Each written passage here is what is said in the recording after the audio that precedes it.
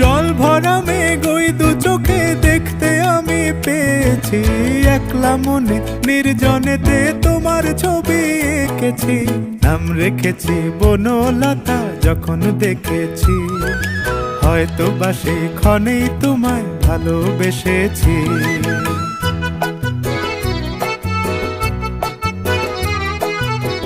বনলতা কথা হয়ো না গো কুণ্ঠিতা, বনলতা কথা হয়ো না গো কুণ্ঠিতা।